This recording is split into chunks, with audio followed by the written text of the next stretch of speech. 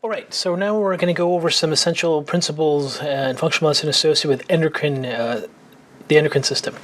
So when we look at the endocrine system in different models, the world of hormone replacement therapy has a lot of different opinions. You have, people that have this anti-aging model where people should have hormones in the youthful peak. We have conventional models where I feel like there's no need for bioidenticals. You should just use a standard dose.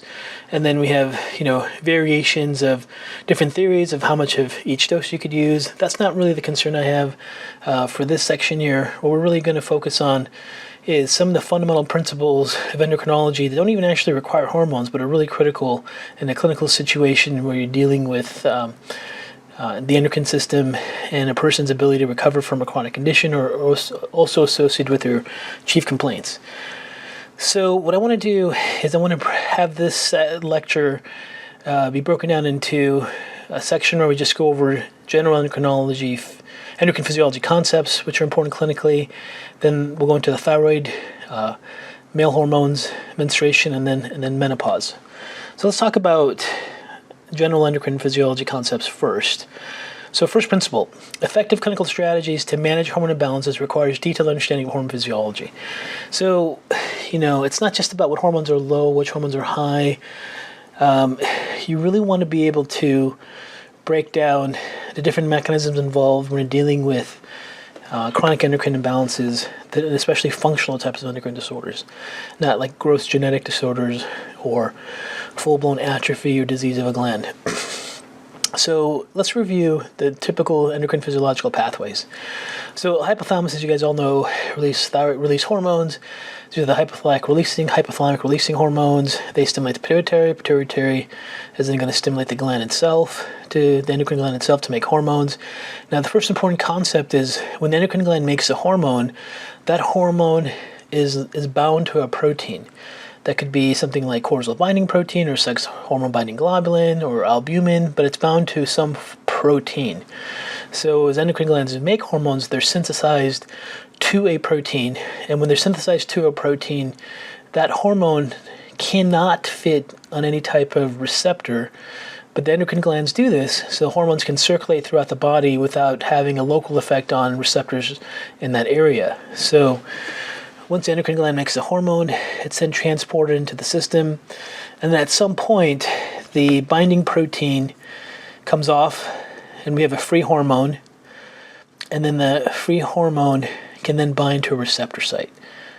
So the first principle to understand is endocrine glands do not make free hormones direct. They don't make free hormones. And clinically looking at what the gland is doing itself, it's better to look at total levels or protein bound levels, which are really total levels. Total levels are protein bound and free, but 99% is protein bound. So you're basically looking at that.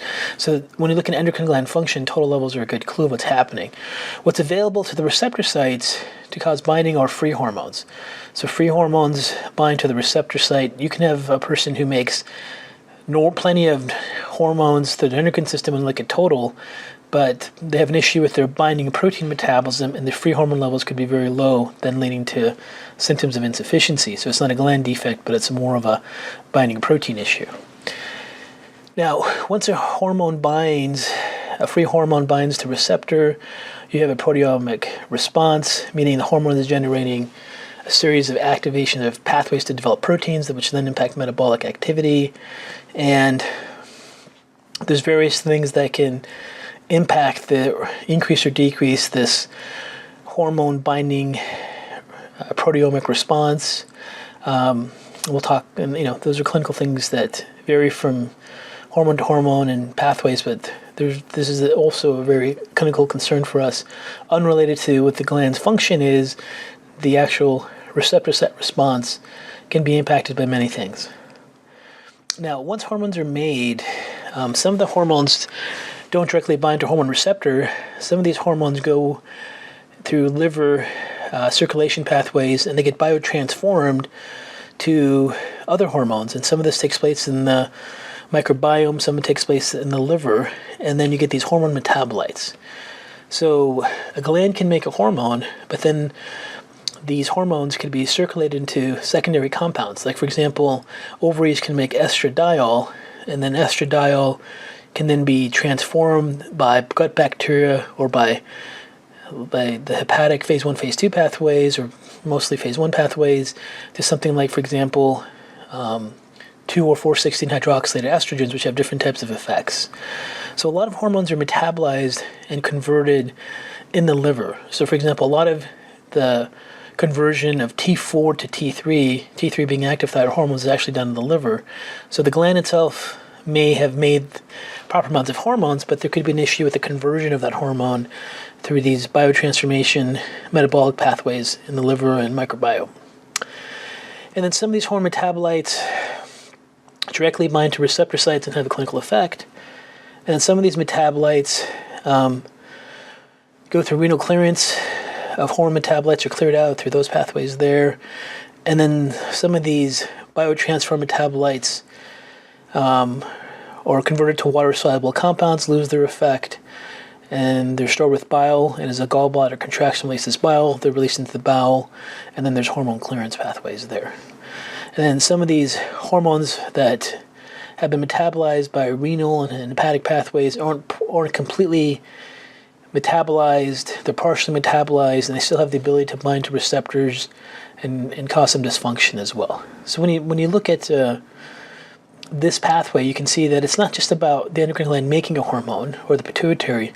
We have all these physiological effects with binding proteins, conversion to other metabolites, clearance of these hormones, and also various things that increase or decrease receptor site responses.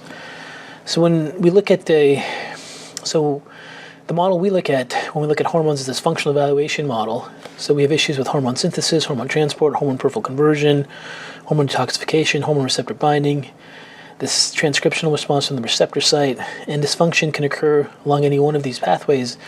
So as we talked about earlier, it's not just about the hormone level or the hormone effect in the model we use in our education when we talk about hormones. It's about hormone level, binding fractions, peripheral conversion, metabolites, hormone clearance, and receptor site responses. And we kind of touched upon this graph, but these are the various things that you really want to be aware of as you look at the function of hormones throughout the body, that it's not just a simple model of if it's low or high and then replace it. And then we talk about these in great detail in the hormone imbalance throughout lifespan course and then the infertility course. But what I want to share with you in this Essentials of Functional Medicine course is some of these essential principles that you can clinically use right away in your practice, even if you're not interested in taking those programs. Okay, so endocrine essential principle number 1. Chronic hormone imbalances may be due to protein insufficiency. So, one of the things that you have to be aware of is when you're looking at hormones, many hormones are peptide hormones, and dietary protein can be a major impact on how these hormones are synthesized. So there are some patients that have protein insufficiencies. So protein insufficiency should not be ignored in patients who are struggling with hormone insufficiencies. Ideal protein intake should be at the minimal 0.36 to 1 gram of protein per day. 0.6 is the minimum requirement without exercise or need for recovery. So if someone's working out or exercising and has a need to recover tissue, it may be more than 0.36 and maybe closer to 1 gram of protein for 1 pound of body weight. And when you look at hormones, hormones are really classified into 2 categories: peptide hormones and steroid hormones. So when you look at peptide hormones, they really need some base dietary protein intake in order to be synthesized. All right. So lack of dietary protein can lead to endocrine compromise. So when someone has low protein, so you can here see, for example, ideal intake, what we talked about earlier, but diet less than half the body weight in grams of protein per day is a red flag. Example, 150 gram person eating less than 75 grams of protein per day equals protein deficiency. So I'll show you this example here. Let's say someone weighs 150 pounds. Let's say they have a health condition, they need to recover, and they're just not getting enough protein throughout the day. And signs of low protein intake and protein insufficiency are like slow healing of injuries, loss of muscle mass, muscle weakness, difficulty recovering from exercise, hair loss, weakness, unhealthy skin. These are all signs of protein insufficiency. And remember that decreased peptides that take place in protein insufficiency and amino acids for hormone synthesis lead to hormone binding protein insufficiencies, which is really critical for transport, and just general peptide hormone insufficiency itself. They may not have levels dramatically below the laboratory range, but they have enough that impacts function. So if you take a look at a person who's 150 pounds, this would be like the average intake of protein to meet the requirements. So this is 150 grams of protein. This would be like an ideal scenario. I mean, it could be a little bit less than this, but you can see that, there has to be some effort to eat some protein in order to be efficient. If they're only having like a 4-ounce piece of salmon and some veggies throughout the day, they may not really get to 75, or they may never really get to the protein adequacy. So one of the things you're going to see in your practice all the time is like the underweight patient with very little muscle mass that's chronically struggling with a weak immune system, fatigue, tired, no muscle mass, can never build muscle mass no matter how hard they exercise. They just may be protein insufficient. So whenever you see that clinical scenario, do a dietary intake and just see what their grams of protein are per day. And if you see it's just not anywhere close to what their ideal protein level should be, the minimum being 0.36 to 1 grams of protein per day, but 0.36 being the minimum, you might want to encourage them to eat some protein and see if you can see some outcomes change with that. Now, you should definitely think that if you see these protein insufficiency symptoms, like they're just not healing, they can't build muscle mass, weak immune system is also a very big part of this as well. Okay. Another key essential concept is fats. Lack of dietary fats can lead to hormone imbalances. So, steroid hormones require dietary fats for synthesis, and when you look at some people that are just not eating enough fats, they can have all types of diverse hormone imbalances, even though if you measure their hormones, they're not, let's say, drastically below the lab range. The lab ranges for hormones are so broad that you're going to really have a hard time finding severe deficiencies, at least with a serum test. If you're doing, with a conventional laboratory serum test. If you're doing some of the other types of testing done by labs that have a tighter range, you may be able to find some of them, but unrelated to the actual levels of hormones in a blood test, when they're protein deficient or not getting enough fats, you can definitely see some endocrine types of imbalances that you should be concerned about clinically. So you got to get your patients to eat healthy sources of fat. So both saturated and unsaturated fats are really critical for hormones. There was a large 2-year randomized clinical trial study that was done. I should say large, but a study with 220 subjects. And in the study, the intervention was to reducing their total dietary fat to 15% of calories. And what they found during this 2-year period was the results showed that after 2 years on a low-fat, high-carbohydrate diet, serum estradiol levels were 20.3% lower among premenopausal members of the intervention group, and progesterone was 35% lower. So just by decreasing their fat to 15%, there was a significant drop in their hormone levels. And you can see right here, as soon as they start to drop their fat over a period of time, in the first few months it declines and then it never comes back up when they're on a fat-restricted diet. So you definitely want to make sure your patients are consuming fats, especially healthy fats, in their diet when they have, just weird degrees of hormone insufficiencies and infertility and, amenorrhea or dysmenorrhea or whatever the underlying mechanism may be. This was another study done for 2 months. They found that cholesterol levels were lowered by a low-fat diet and were significantly associated with estradiol, testosterone, and DHT levels being lower. And when you're looking at like a lab test, anytime you see cholesterol below 150, you really got to be worried about if there's any impact on steroid hormone synthesis. So when you look at dietary fat intake, you really want to make sure the patient is getting at least 30% of their calories from fat. Like a standard low-fat diet is about 30% of calories. Mediterranean diet is typically 35 to 40% of calories from fat, but they use a lot of healthy types of fats like olive oil and fish oils. And then ketogenic diet is like 75 to 80% of calories from fat. But you want to make sure they have this minimum requirement. So the key concept is dietary fat insufficiency should never be ignored in patients who are struggling with hormone insufficiencies. Minimal dietary fat should be at least 30% of total calories. Make sure your patients are eating healthy sources of both saturated and unsaturated fats daily. So guys, you're going to have the patient that comes in and they can have these hormone problems forever that are abnormal, and maybe even have infertility or menstrual cycle abnormalities. You're going to look at them, you're going to see like they're really underweight, they're not eating much food at all, they're definitely fat phobic, they're not getting enough protein. That might be the first place you start before you do anything else, maybe for the first 30, 60 days, and you might see a lot of things change without wasting a lot of time, energy, and money on doing lots of diagnostic lab tests. So be aware how important these fat and protein mechanisms are, and protein insufficiency and fat insufficiency can definitely impact peptide hormones and steroid reproductive hormones. Key concept also is to, in addition to healthy saturated, unsaturated fats, patients must consume essential fatty acids and diverse fatty acids to optimize prostaglandins and their impact on hormone regulation and signaling pathways. And this is for people that have PMS and pelvic cramping and infertility and just abnormal hormone signaling. One of the things to remember are that fatty acids, and especially essential fatty acids like alpha-linolenic acid and linoleic acid, they're precursor compounds that you have to get from your diet that eventually become prostaglandins. And different prostaglandins, like the 1, 2, and 3 family prostaglandins, they also bind to hormone receptor sites and have a modulating effect on hormone receptors. So you really want to have ideal prostaglandin balance when someone is having like weird or unclear hormone insufficiency balances.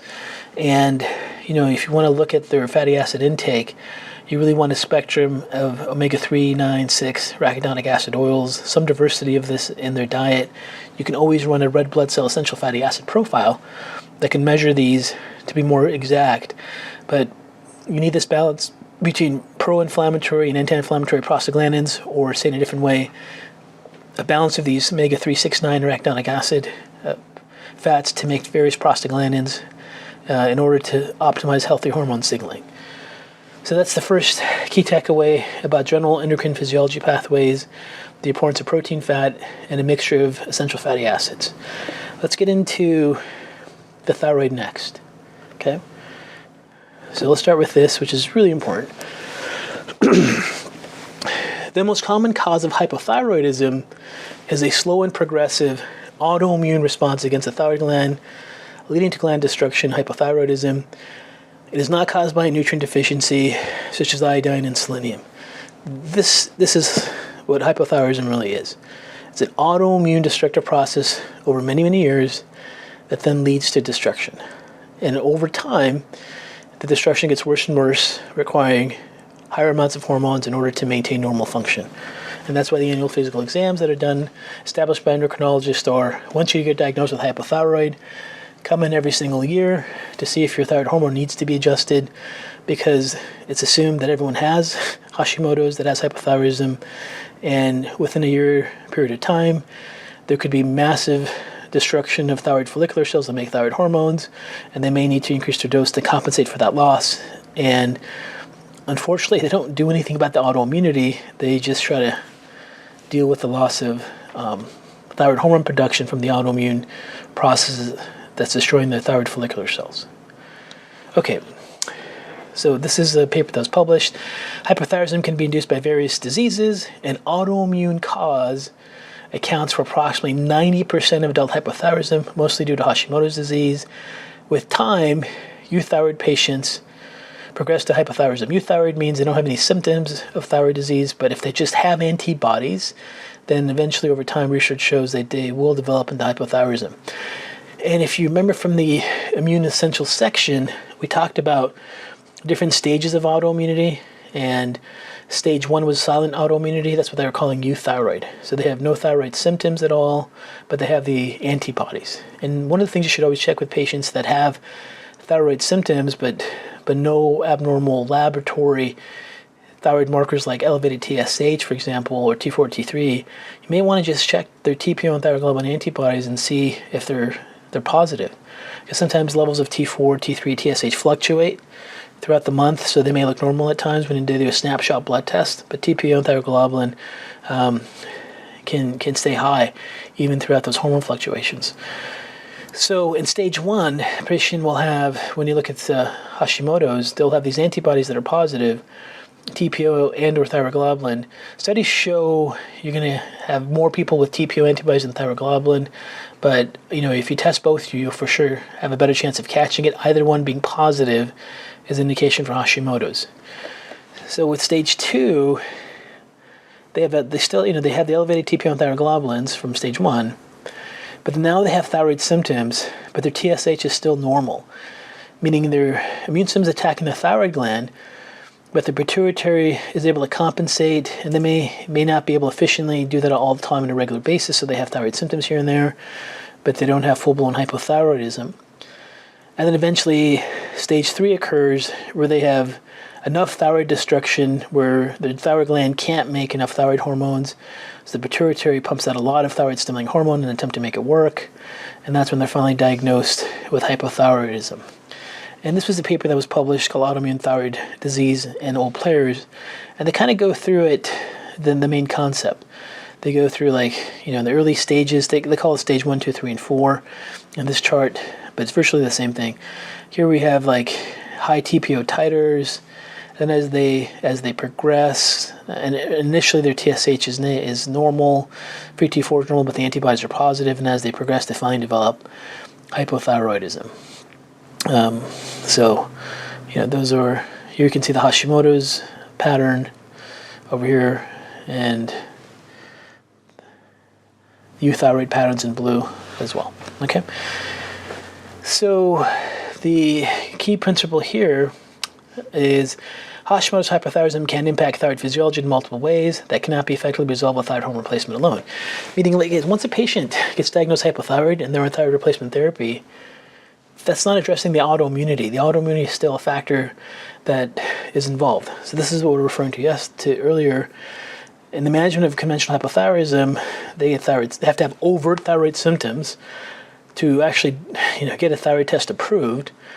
Then the TSH levels have to be elevated. Then they're diagnosed with hypothyroid. Then they start T4 therapy, and then every year they come back to get rechecked. But none of this really addresses the underlying autoimmunity part of it.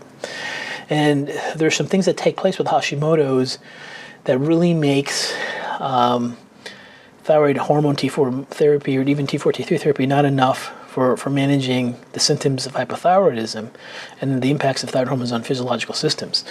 So let's go over the thyroid pathway really quickly. So here you can see thyroid-stimulating hormones stimulate the thyroid gland. And what's important to know is that 90% of what the thyroid gland actually produces is a T4, only about 10% is T3. Remember, T3 is bioactive thyroid hormones. And the negative feedback loop between TSH is really T4. 90% of this, T3 levels dropping, especially just percentage points or something, is not going to impact this feedback loop. So this protein-bound T4 level and T is really the key compound that impacts the negative feedback loop between pituitary TSH output. And then T4 is converted from 5-deiodinase to T3. This takes place throughout different tissues in the body, primarily in the liver. And then this T3 and even some of the T3 produced by the thyroid gland lose their thyroid-binding globulin protein, become free T3, and then free T3 binds to the receptor site, and then you get a proteomic response and you get metabolic activity. Now, Hashimoto's impacts this pathway in 3 different areas. So number 1, there's autoimmune response against TPO and thyroglobulin itself. So remember, there's ongoing thyroid gland destruction that's taking place. These thyrocytes actually get marked with antibodies, and the immune system comes in and starts to destroy them, and you get atrophy of these cells, and over a period of time, there's less potential to make thyroid hormones. Number 2, there's an ongoing underlying inflammatory response in Hashimoto's, which impacts the 5-deiodinase enzyme, converting T4 to T3. And here you can see an illustration of systemic inflammation, and this pattern is typically found in Hashimoto's, and this will impact T4 to T3 conversion. So a person with Hashimoto's may not be able to convert the T4 they're taking into actual T3. They could have low T3 levels. And then third, and really most important, is these inflammatory pathways promoted by autoimmunity can really impact the receptor site response. Even if they're able to convert T4 to T3, the inflammatory response can make these thyroid receptor sites not really respond to thyroid hormones. So here you can see, like a study here, our current study has shown that transcription of T3 controller T3 gene is severely affected during acute phase reactions. This may be dependent on cytokines, but for the most part, inflammatory pathways during inflammation shut down the thyroid receptor site from working, which is one of the things that's happening with Hashimoto's underlying pathophysiology. So when a person has hypothyroidism, they basically have Hashimoto's or autoimmunity. And if the whole autoimmunity process and the inflammatory cascade isn't addressed with it, you have patients that they're on thyroid hormones or their TSH may look normal, but they still have every single symptom. And that's a really common thing. As a matter of fact, what you're going to see in your practice all the time is patients walking in, list of medications. You'll see something like Synthroid, or maybe you see Armour or some other type of thyroid replacement. And then you look at their chief complaints, and they'll have every single thyroid symptom.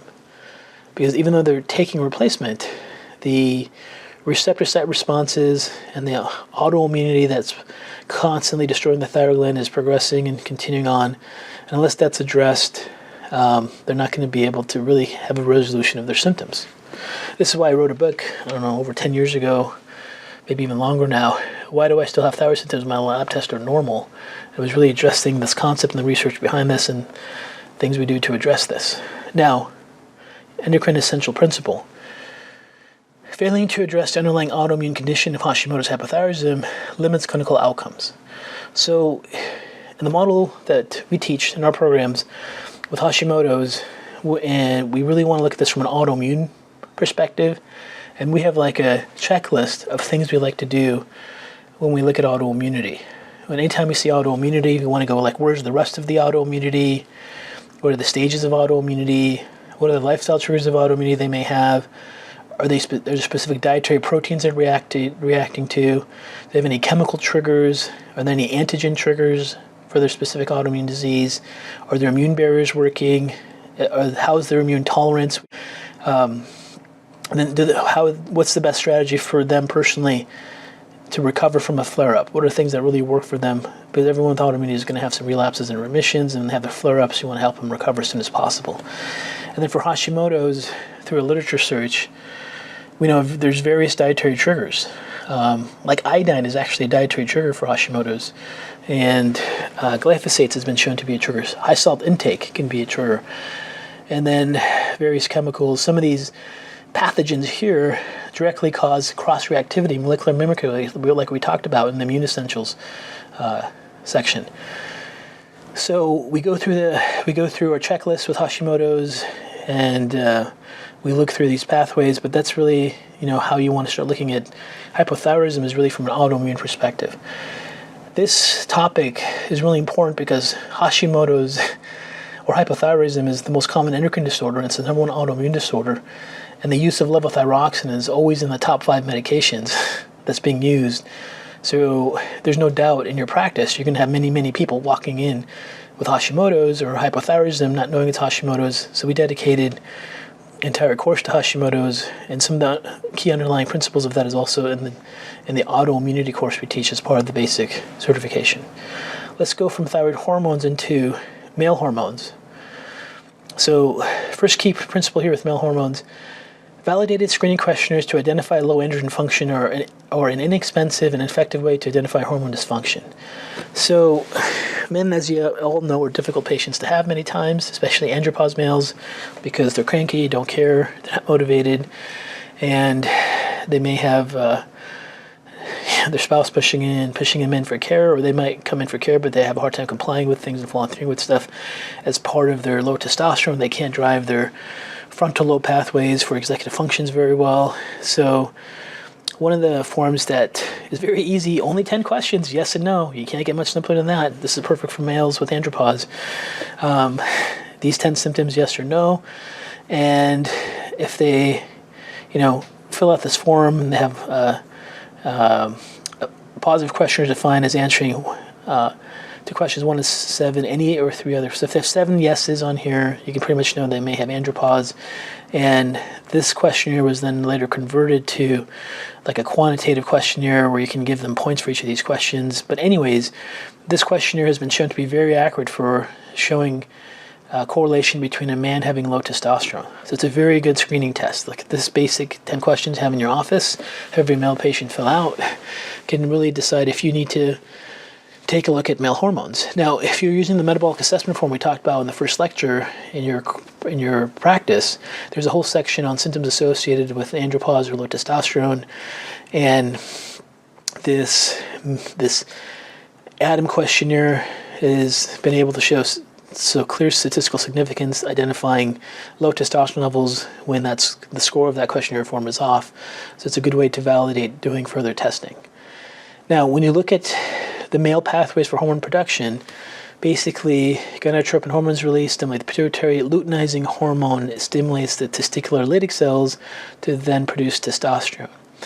And in primary hypogonadism, testes are not functioning well, so it can't produce testosterone, and in that case, luteinizing hormone goes up. It's just like hypothyroidism. With hypothyroidism, thyroid-stimulating hormones up and thyroid hormones are down, and with primary hypogonadism, LH is up. Luteinizing hormone is trying to stimulate these dysfunctional Leydig cells to work, but they can't work, so testosterone is still low. Now, there are a lot of people that have primary hypogonadism, and there's a lot of young men, teenagers, that have primary hypogonadism. And it's not like they have endocrine failure. When you look at these young teenager boys and young men, they really have an inflammatory response that could impact their Leydig cells. So a really important concept to understand is a common cause of low testosterone, especially in younger adult males, is systemic inflammation. These Leydig cells in the testes don't have any antioxidants to protect them. They're very prone to destruction when their body's in an inflammatory state. So numerous studies have implicated and identified this. So this was a paper titled Mechanism of Inflammatory Associated Impairment of Sperm Function, Spermatogenesis, Steroidogenesis. As a summary, there is mounting evidence that activation of inflammatory pathways is a rather common feature in various forms of male testicular disorder that extends beyond established infections or inflammatory cues, meaning just subtle inflammation over a period of time can cause these Leydig cells to dysfunction, and then you can have a pattern of hypogonadism. The reason this is so important is because you don't want to take like an 18-year-old male and start putting them on testosterone replacement for the rest of their life, when what they really have to do is really control their underlying inflammation. So here you can see normal condition. This is the effects of cytokines and oxidative stress on spermatogenesis and steroidogenesis. Here you have the testicular barrier. There is actually a testicular barrier. And then you have these Leydig cells that are represented here in green. And basically, they're showing that in states of normal states where there's plenty of antioxidants, anti-inflammatory mechanisms to balance out any kind of inflammation, everything's fine. But when there's excessive inflammation and not enough anti-inflammatory mechanisms to deal with it, then you can see these Leydig cells get destroyed, and then this leads to low testosterone patterns. So you can take a look at this paper that was titled The Association Between Inflammation, Testosterone, Sexual and Binding Development in Men, a Cross-Sectional Multi-Ethic Study. And this was a community-based study of 3,041 men aged 45 to 84 years was included, and they found serum concentration of testosterone, sexual binding globulin, C-reactive protein, IL-6, TNF-alpha were measured from baseline. The study presented new information that the association between pro-inflammatory cytokines and testosterone, and basically what they found was as their inflammatory markers went up, their testosterone levels dropped. And they used various inflammatory markers, for example, here there's TNF-alpha, and you can see this just massive linear, very positive, clear linear decline in testosterone with increased inflammation. So this other paper that was published pointed out that subnormal testosterone may already, in young age, associate to low-grade systemic inflammation, which may be part of the mechanism underlying adverse health outcomes of male hypogonadism. So the point here being, in a functional endocrinology approach, you want to preserve as much function as possible and regain function.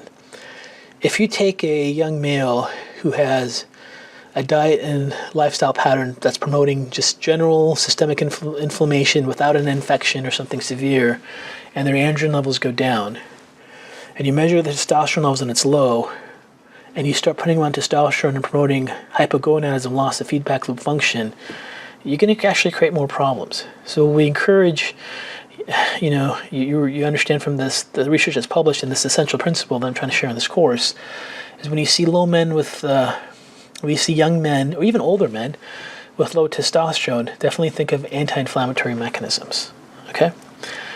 One of the most common male hormone, so that's the key thing with testosterone itself. Let's go into another key principle.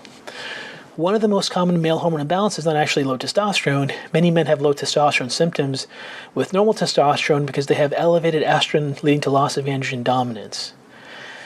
So what happens with a lot of men is this enzyme called aromatase that's found in body fat gets activated with more body fat or with insulin resistance, and some people have a genetic susceptibility to a cytochrome P451A1 genotype. But what they do is they convert the testosterone they have into estrogen, and even though their testosterone levels may be normal, their estrogen levels being higher reduces their androgen dominance, and they have all the symptoms of low testosterone. Now, many times their testosterone levels will also drop with their conversion to estrogens being elevated, but not always. So the clinical pearl is red flag symptoms for elevated estrogen in men: spontaneous crying or being more emotional, hot flushes, which many men call sweating attacks, body fat getting around their hips and breasts, kind of like female fat distribution. Those are all indications of a lot of aromatase activity taking place. A lot of Middle Eastern genotypes you'll see with men with like big hips and like kind of gynecomastia patterns have high expressions of the cytochrome P51 genotype, which makes them susceptible to converting the testosterone into estrogens. And here you can see the study that was done correlating body weight and aromatase activity to this aromatization of androgen to estrogens. The more body fat they had, the greater estrogens they produced. And then we know that this genetic variation, CYP1-19A1, also plays a significant risk. So some of this is genetic, but insulin resistance, lack of physical activity, inflammation, all promote this aromatase activity. So you can here see a study where they showed inflammatory responses activate aromatase in body fat, where androgens are converted to estrogens, and this can impact androgen dominance. Here's an illustration that kind of goes over the key concepts. So normally the testes produce androsterone and testosterone, but that can be aromatized into estradiol, estrone, estriol. The more body fat they have, the greater chance they have for aromatization. Some people have genetic susceptibility of this gene. And things that also turn on aromatase are hyperinsulinemia, too much insulin, or inflammation. So more body fat, genetic susceptibility, inflammation, insulin can really impact this aromatase pathway. Now, you could have different variations of this.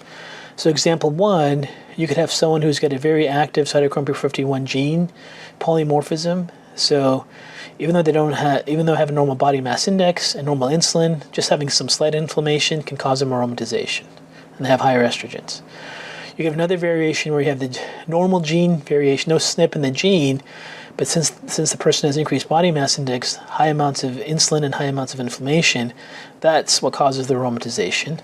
Or example 3, you can have a combination where they have some type of gene polymorphism for aromatization, mild insulin issues, normal BMI, but lots of inflammation that causes them. So it's going to be causing aromatization. It's a combination of things. So that's another key thing you have to be aware of. So you should always measure estrogen with men that have low testosterone symptoms. Okay? So another essential principle with males here, one of the most commonly overlooked causes of low testosterone is secondary hypogonadism.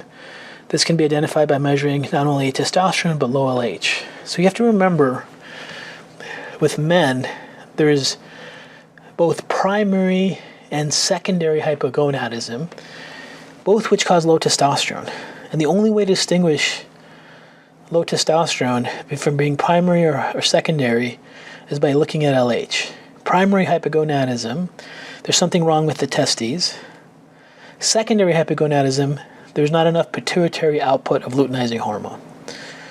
So if a person has high LH and low testosterone, that's primary hypogonadism. There's something wrong at the testicular level. We know inflammation is a big part of that.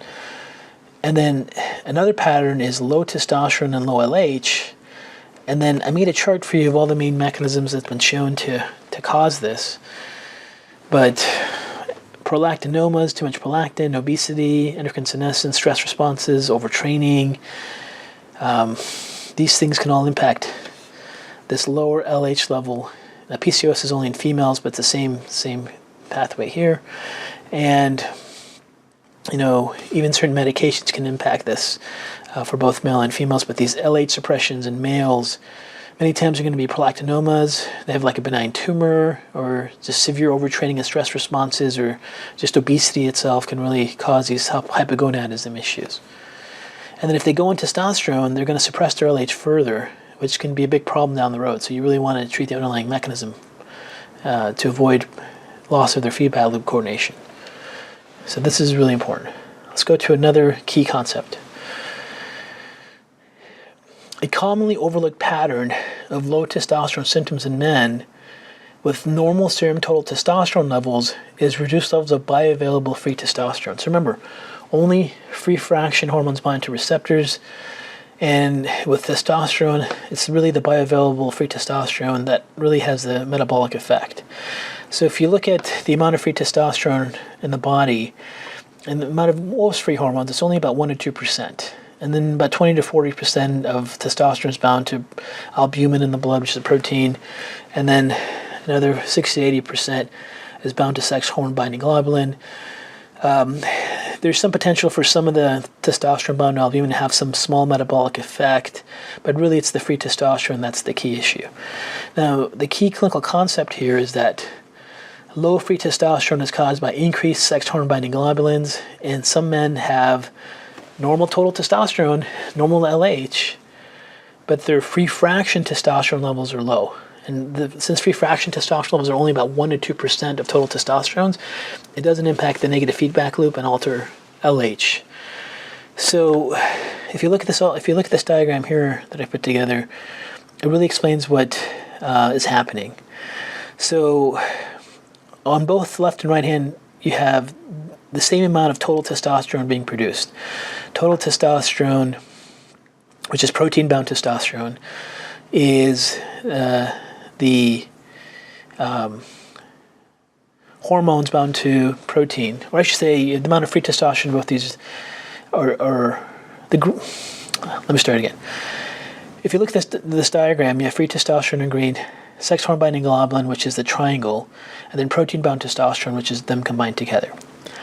This is a scenario where, let's say you have 1 to 2% free testosterone. This is an ideal scenario. If you have a person that has the same amount of testosterone production, but more of the sex hormone binding globulin is bound to it, there's less free testosterone available. So the gland did its job, it made testosterone, but there's more binding of sex hormone binding globulin to it and not enough free.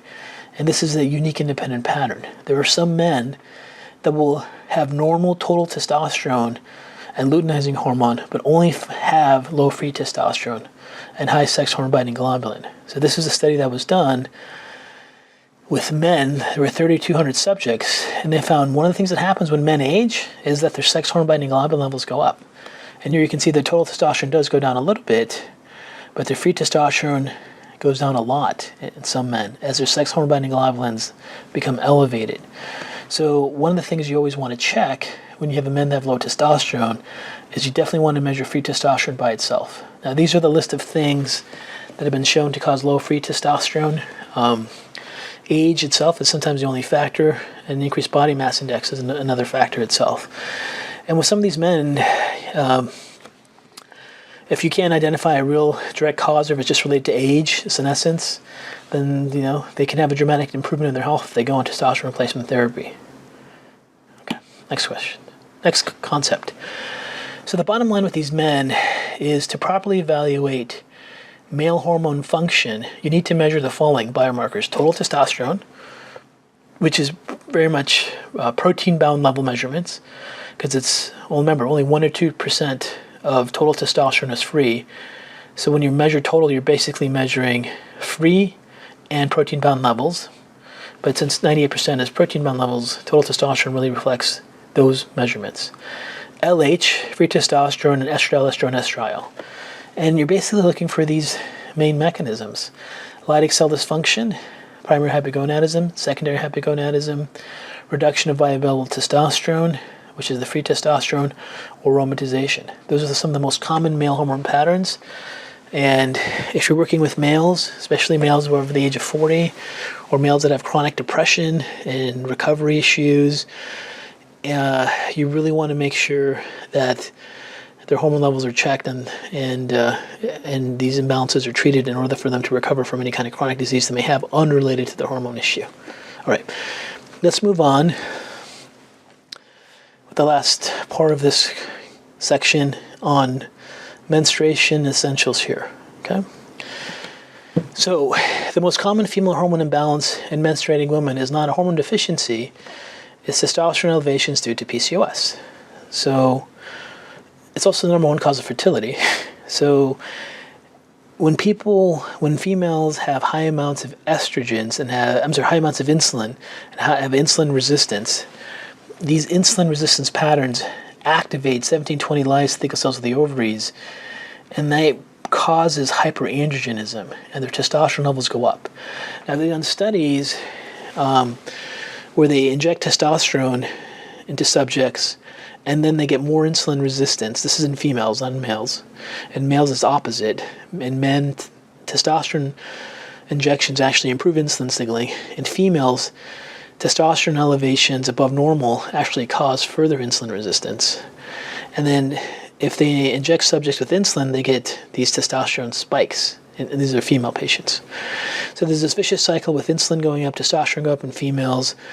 This leads to polycystic ovaries, which is a major part of infertility.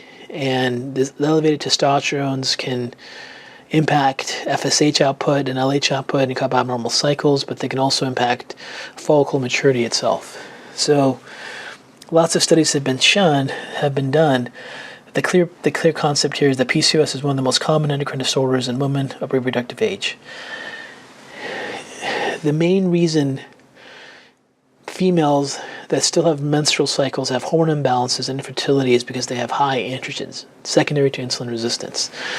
So you can screen for those by just measuring total testosterone or DHEA. So it's common, like if you want to screen for if you want to screen for PCOS, you can measure DHEA and testosterone like in the follicular phase and in the luteal phase. If any one of those are high, the person may have this PCOS pattern.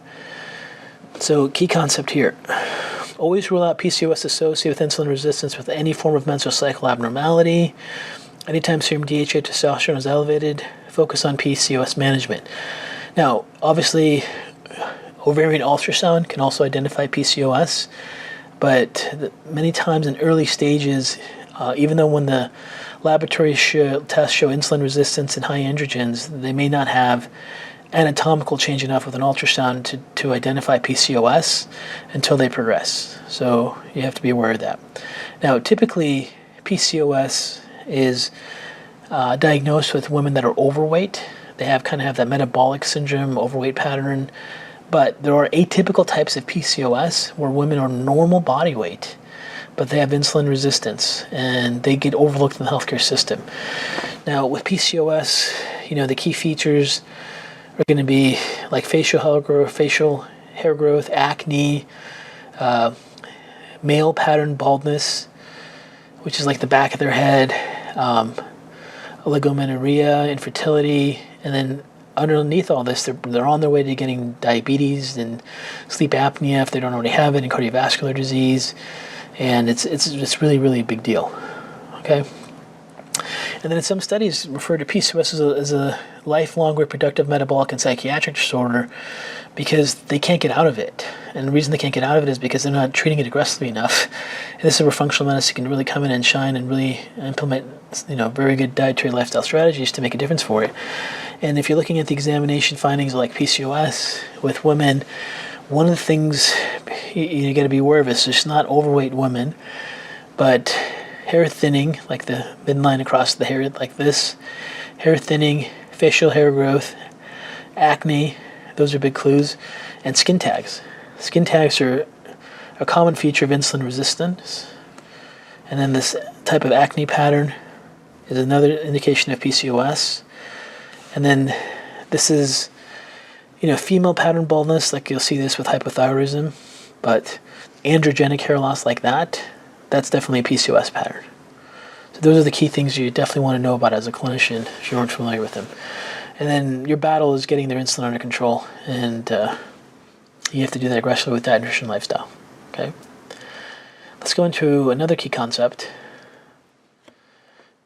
Low body mass index is a common and typical overlooked cause of menstrual irregularities. So when women are underweight, so if you look at the BMI, you start to get to people that have lower BMIs, 16, 18, somewhere around someone in this deficit range of their body mass index, they can really have significant endocrine imbalances. And body fat itself releases adipokines.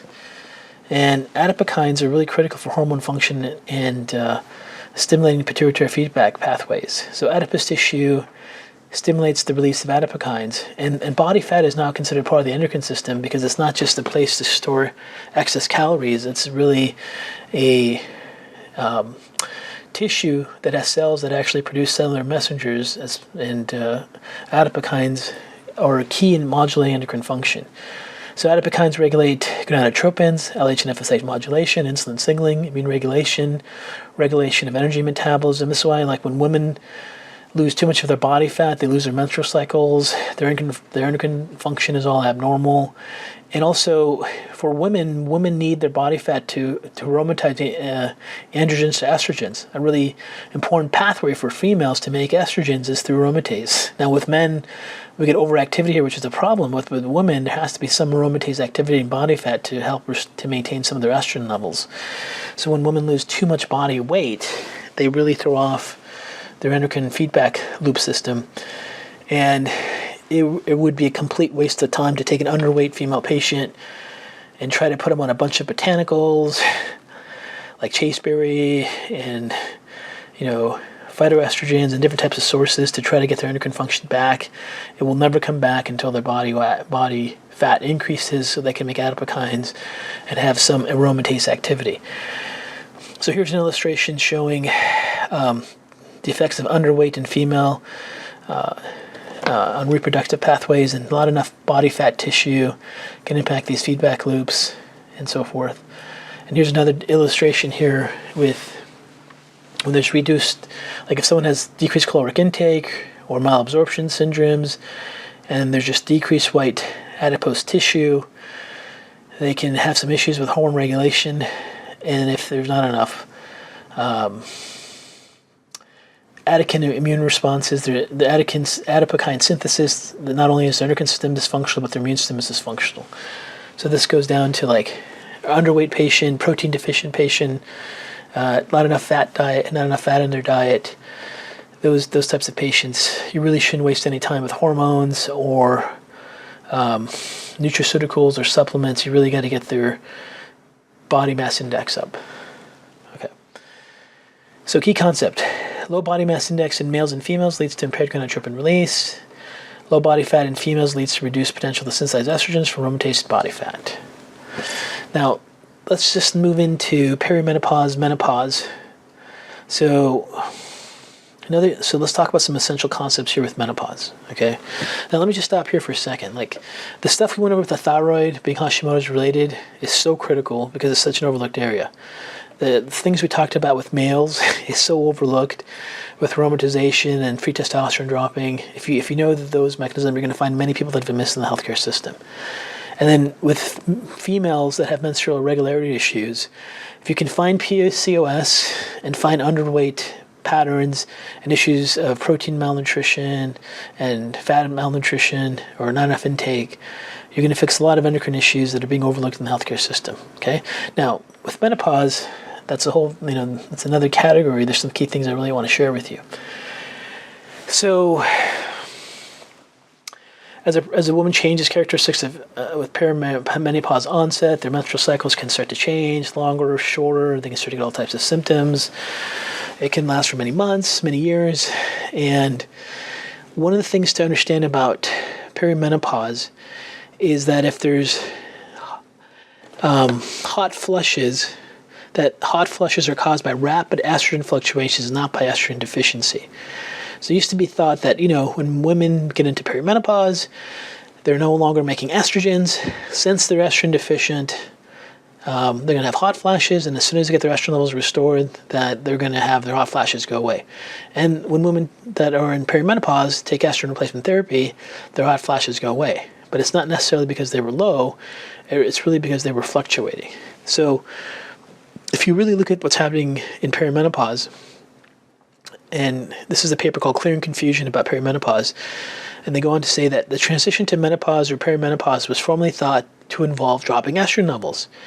Estrogen levels are now known to average 30% higher, to be chaotic, and to be associated with less progesterone. So when you look at premenopause, and you look at estrogen in green and progesterone in blue, and these are the normal menstrual cycles.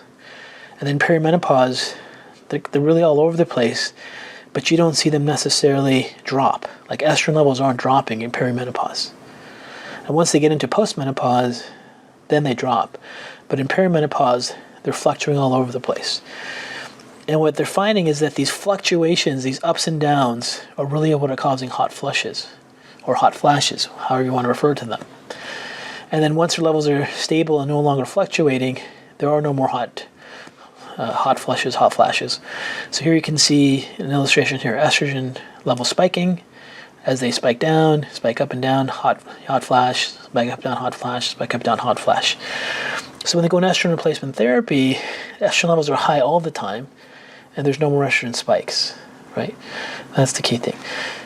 So a really important essential concept here is that, one of the things to consider about hormone replacement therapy is the potential to promote cancers.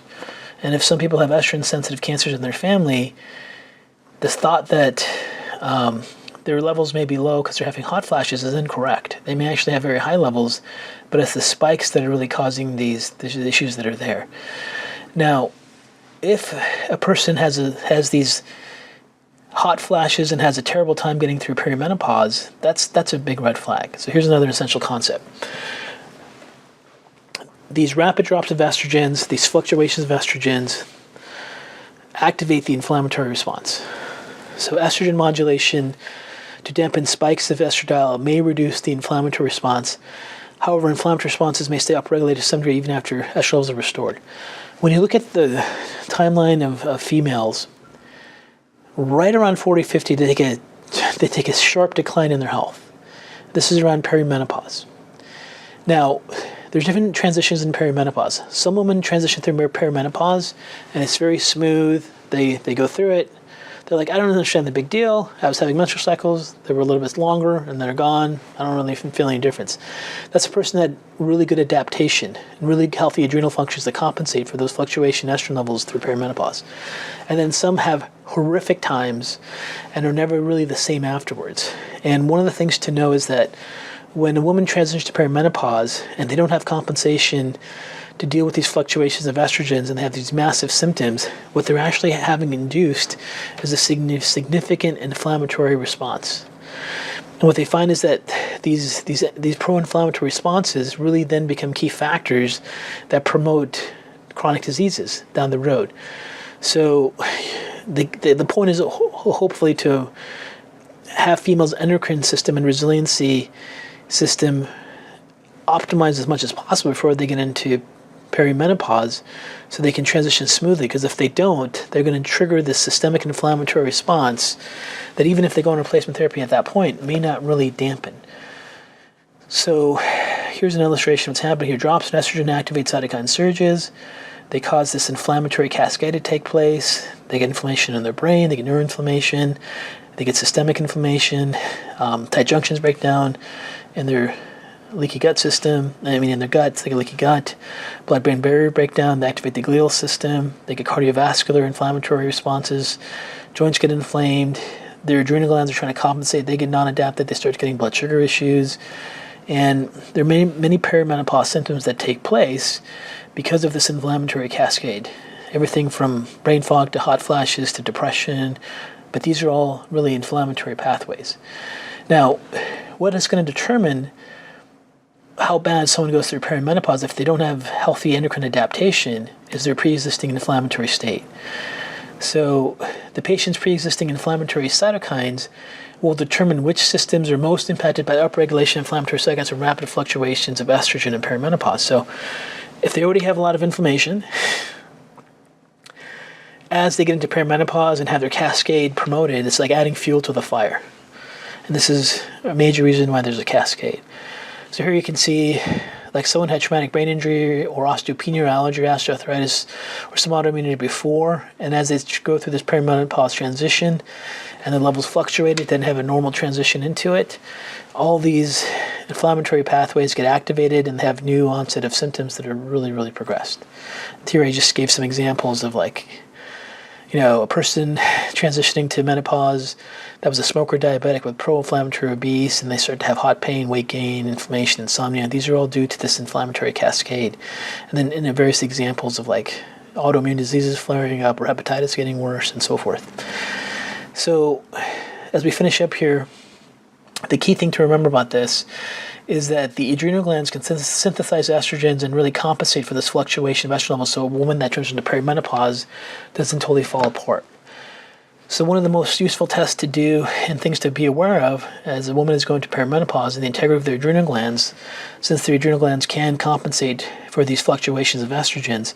So instead of having these huge spikes that take place, the adrenal glands you can see in green can come in, normalize those spikes, and really prevent that significant drop that can really impact their dysfunction. So you should definitely be running adrenal profiles, adrenal salivary indexes, and women that are about to go into perimenopause or even in perimenopause, really modulate that as effectively as you can so you can mitigate some of these spikes and not have this whole inflammatory cascade turn on aggressively.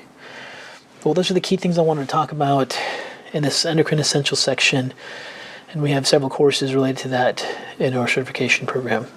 We're going to go into biotransformation next. Thank you.